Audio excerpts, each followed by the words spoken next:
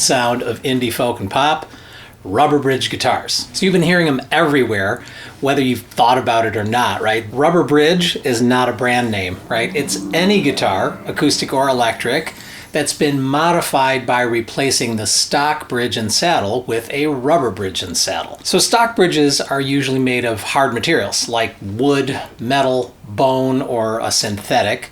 And because they're hard, they transfer a lot of energy from the strings to the guitar's top, which then resonates and sustains the notes. So in contrast, rubber absorbs the vibrations, it shortens the sustain of each note, and it deadens the guitar's response. I mean, it's kind of like heavy palm muting, but without any of the work. So you hear the notes attack, but then not the expected ringing out, right? The notes just kind of fall off, they disappear and they die. Now it seems like that might be bad, but stick around and discover how a dead guitar can bring new life to your music.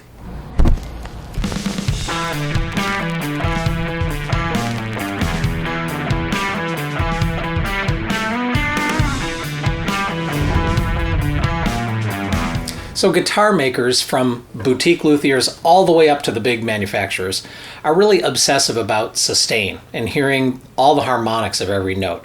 You know, historically, the best guitars have the longest sustain. So it's kind of counterintuitive, but something magical also happens when a guitar's sustain is intentionally suppressed by rubber.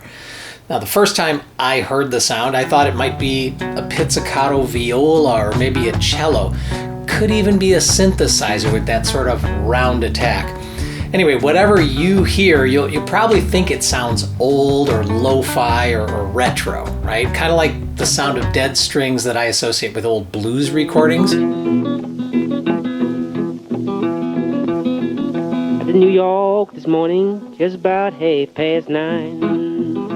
You know, those were dead because the guitarist usually couldn't afford a new set of strings, or because the recording studios back in those days were, often non-reverberant or dead.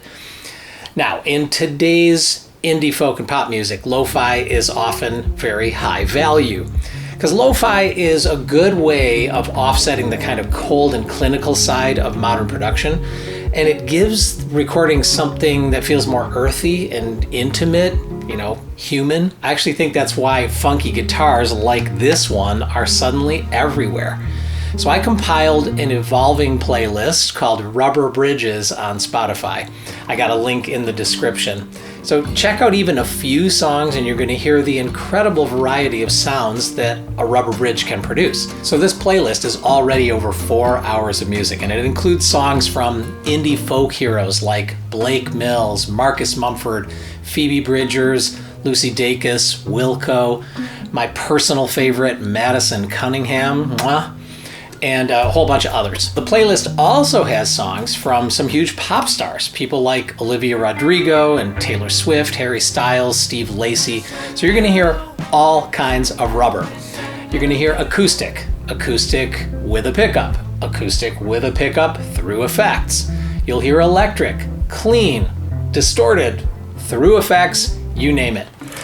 Okay, so rubber bridges are kind of taking over the music world right now, but where did they come from? So my research says that the first rubber bridge sounds came from a banjo mute developed by a man named Iucci in 1924. So this muting idea has been around 99 years. Way before that on other instruments. Now, muting became more common in the early 1960s because some stock Fender basses and 6-string Jaguars and a few Gretches had these built-in foam strip mutes that you could flip up and they'd press against the strings near the bridge. Now, on bass, kind of tapered the sound, and players like James Jamerson of Motown and Carol Kay of the Wrecking Crew in LA, they use the built-in mute or sometimes just a piece of a sponge to get a bass tone that naturally muted unintentional notes and then prevented overtones from muddying their sound. Now, as I've heard it told, the new incarnation of these true rubber bridges was inspired by a very strange 1950s electric banjo. This was owned by an LA indie folk artist and producer named Blake Mills. And the banjo had a wood and metal wedge that rested against the strings. I'm sure it was a strange sound. Now in 2016, a friend of Blake's, Reuben Cox, who owns Old Style Guitar Shop in the Silver Lake neighborhood, he heard this weird banjo. He loved the old-timey kind of mellow but amplified sound, and so he inspected it close up, and then he went back to his shop by way of Home Depot, and he fashioned a funky electric guitar with a wrapped rubber bridge, not just a mute, right? So he brought it back to Blake, and Mills loved the sound of that first Cox guitar, and he started using it on most of his productions. And then Cox started creating both electric and acoustic rubber bridge guitars, and he usually outfitted them with flat wound strings to make them even deader. And on the acoustics, he'd usually add a high gain pickup and sometimes a second piezo pickup. And really the rest is history, because the rubber bridge sound and the news of the Old Style Guitar Shop just spread wildly through the LA music community. And really quite a few of those artists became well known since they started using these strangely inspirational guitars. So Reuben Cox is an upcycle kind of a guy. He likes to take old beat up guitars and parts, and then he Frankensteins them together to really resurrect them into rubber bridgers, right? And so his prices were reasonable from the start, and that meant musicians could afford them, and they'd tell other musicians, and then some would even start giving rubber bridge guitars as gifts. So Aaron Dessner from The National gave one to Taylor Swift while they were working on Folklore. It's more of an art project or something, and it really does resonate with a lot of people. Tyler Chester gave one to Madison Cunningham.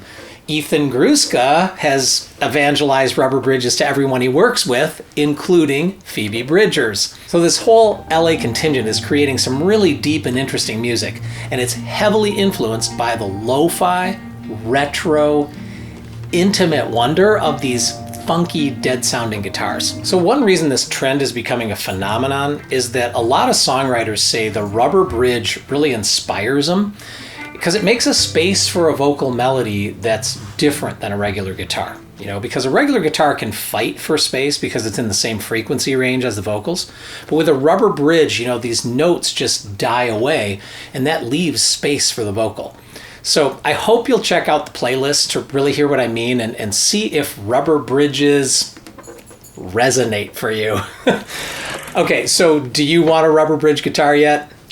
You probably do. Now, if you have the time and money, make a pilgrimage to the rubber bridge mecca, right? Go to Old Style Guitars in Silver Lake, because that way you can get a multi-pickup guitar. It'll be made with Reuben Cox's, you know, special kind of magic. I have heard you should call in advance, because there's a wait list. Now, if you don't want to make that trip, or you don't want to wait, or you want to try out a rubber bridge before making a bigger investment, please take a moment to subscribe and hit the bell. So next week, you're going to get notified when I let you in on my own rubber bridge experiments and discoveries. I actually use this cheap parlor guitar from the 1950s and some low-cost materials from a hardware store and online. I'm going to show you how you can get a cool rubber bridge sound from almost any guitar that you currently own, maybe for as little as $3. All right, please also like and leave a comment. Tell me what you think of this rubber bridge phenomenon. And visit guitardiscoveries.com. You're going to find links to my music, my whole video series about songwriting, and lots of other videos full of guitar and vocal and recording inspiration. Until next time, or right now.